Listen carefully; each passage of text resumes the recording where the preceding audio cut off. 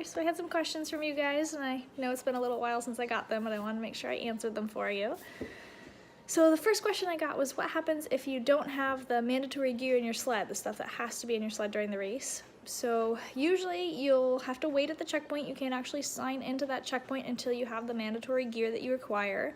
So someone can either try to help you find that kind of gear, you can ask other mushers if they got anything extra, and then you can check in once you've got all your gear. Next question was, what if you run out of something like fuel? So there's extra fuel in all the checkpoints. It's called heat that we use out there on the trail, and they send out like a case of it to each one of the checkpoints for each one of the mushers. So you can get more at the next checkpoint. Usually I'll keep like 6 bottles of fuel in my dog food cooker, and it takes about 3 to get the cooker really going. So 6 is enough for 2 meals for the dogs if you get stuck out there somewhere. What color is the fuel that we use to cook? So we use heat. It's an alcohol-based fuel, so it's actually a clear liquid, but it comes in little yellow bottles. It's just like what you use in your car for antifreeze. How many dogs do I have? I have about 40 dogs right now. I have 4 pet dogs, a couple foster dogs for some rescues, and then, what does that make, 34 sled dogs? Something like that. A lot of sled dogs. Do the dogs sleep? So the dogs definitely sleep out there on the trail. You want them resting about half of the time and running about half the time. So every time you see a musher stop in a checkpoint, the dogs are actually resting almost that entire time. The only time they're not resting is when we're feeding them and when we're giving them massages and putting their booties and stuff on them. How do the dogs run so fast? So dogs are some of the best athletes on the planet. They're actually the best long distance athletes on the planet, and they've been bred to be this fast for the past 3,000 plus years. So they're pretty darn fast out there. How fast can you go? In distance mushing, we really don't know how fast we can go because we never let them go that fast. So we want them going at a steady speed for the whole 1,000 miles on the Iditarod. We don't want them to do 18 miles the first day of the race and then have to be moving at 2 miles an hour the last day of the race. We want them to stay pretty strong and steady. So I like to keep my team between 8 and 10 miles an hour because that's what they can do for the whole race. How do you make dog food? So out there on the trail, we've sent out most of our food and supplies on the race, and it's mostly meat and a dog food kibble. So we'll heat up water in our dog food cooker, and then we'll have our meat in our dog food cooler, and you pour your hot water over that cooler, and then the dogs get that nice warm meal. You add your kibble in just before you feed it to the dogs so the kibble doesn't get super mushy. It stays nice and crunchy because they like the crunchiness. And where's the hay at the checkpoints? So there's actually only one checkpoint that has hay. That is Rainy Pass because they have horses up there and they want to be able to feed the hay to the dogs. The other checkpoints, it is straw, and that is shipped out ahead of time. And there's a specific place in each one of the checkpoints where they store it. And then they bring it over to the mushers usually, or there's a spot where they'll point out and be like, you can go pick up your straw right over there whenever you're ready. And you can go get it yourself when you stopped your team and got them tied off and snacked and things like that.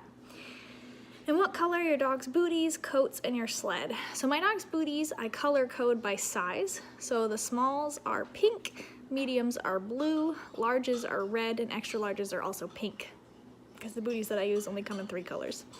My coats are red, and my dog sled is in my kennel colors, which is red, orange, and sometimes yellow, and a lot of reflective tape.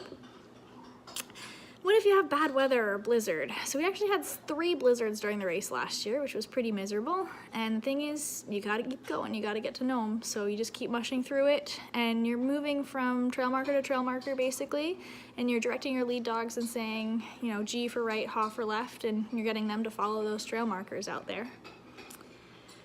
What do you do if there's a fire in the sled? So that's one I've never had to deal with, but you're surrounded by snow, so I'd imagine you'd want to throw a lot of snow on it. You've got snowshoes as part of your mandatory gear, so you might pop your snowshoes out and use those to throw snow into your sled.